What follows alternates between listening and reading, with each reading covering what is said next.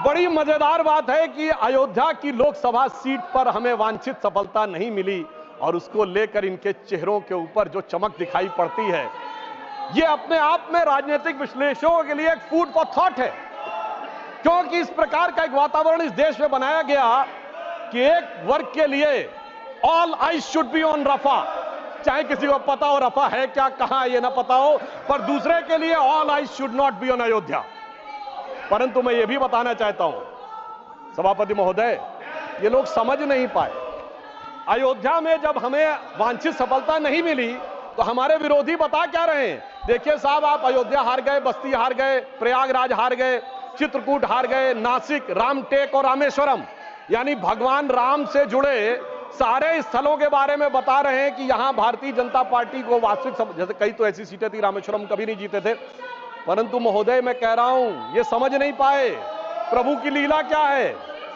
जो लोग ये कहते थे कि राम हुए नहीं, इसका सबूत दो, वो उत्तर से दक्षिण तक राम से जुड़े स्थानों का सबूत दे रहे हैं कि अयोध्या भी राम से जुड़ी थी, बस्ती भी जुड़ी थी, प्रयागराज भी था, रामटेक भी था, रामेश्वरम भी था।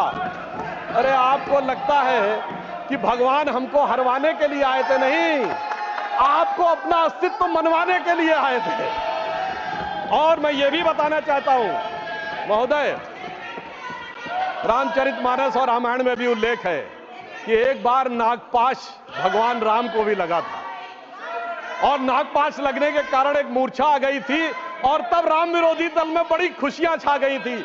मगर वो प्रभु की लीला का हिस्सा था, सिर्फ हनुमान जी को अपनी शक्ति याद दिलाने के लिए। और ऐसा पहली बार नहीं हो रहा है, ऐसा पहली बार नहीं हो रहा है सभापति महोदय।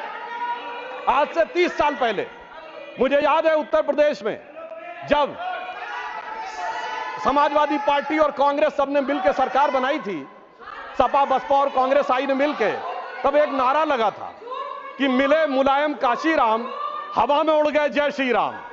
मगर हम तब भी नहीं डिगे थे और जो हवा में उड़ाने की बात कर रहे थे, 3 साल में हमने केंद्र में सरकार बना के दिखा दी थी और उत्तर प्रदेश में भी सरकार बनी थी। अरे अब तो इतना अंतर आया है, तब आप हवा में उड़ाने की बात कर रहे हैं, अब आप एक एक स्थान को बता रहे हैं। आप निश्चित रहिए, जिसे एक हम लोग जो प्रसिद्ध भजन सुनते थे उसमें यह कहा गया है, जो हनुमान जी का प्रसिद्ध भजन है कि रावण युद्ध अजान कियो तब नाग की फांस सबे सिर डारो। परंतु चिंता मत करिए, वो शक्ति पुनः जागृत हो रही है और वो जागृत होकर हमें पुनः वहां तक पहुंचाने का प्रयास रखेगी। और एक मैं गंभीर बात करना चाहता हूं, श्री राम का विषय हमारे लिए हार जीत का विषय नहीं है। हम 2 सीटों की पार्टी थे, तब भी उतनी श्रद्धा और निष्ठा के साथ खड़े थे। हम 86 सीट पे भी वैसे ही खड़े थे, 120 पे वैसे ही खड़े थे, 182 पे वैसे ही खड़े थे, 282 पे वैसे ही खड़े थे, 303 पर वैसे ही खड़े और 240 पर भी वैसे ही खड़े हुए हैं। आपके लिए चुनावी हार जीत का विषय होगा, हमारे लिए चुनावी हार जीत का विषय नहीं है। परंतु हमें लगता है कि भारतीय समाज में भी कुछ लोगों के मन में अभी भी इसको लेकर हो सकता हमारी तपस्या में कोई कमी रही हो। तो मैं ये कहना चाहूंगा भारत के सभी लोगों से, अटल बिहारी वाजपेयी जी की कविता की वो प्रसिद्ध पंक्ति जो उनकी कविता थी, आओ मिलकर दिया जलाएं, तो मैं इसके लिए कहना चाहूंगा कि अभी हमारा यह प्रयास बाकी है। तो एक पंक्ति उनकी मैं कोट करना चाहता हूं जो आज की परिस्थितियों में बहुत समीचीन लगती है कि आहुति बाकी यज्ञ अधूरा, आहुति बाकी यज्ञ अधूरा, अपनों के विघ्नों ने घेरा।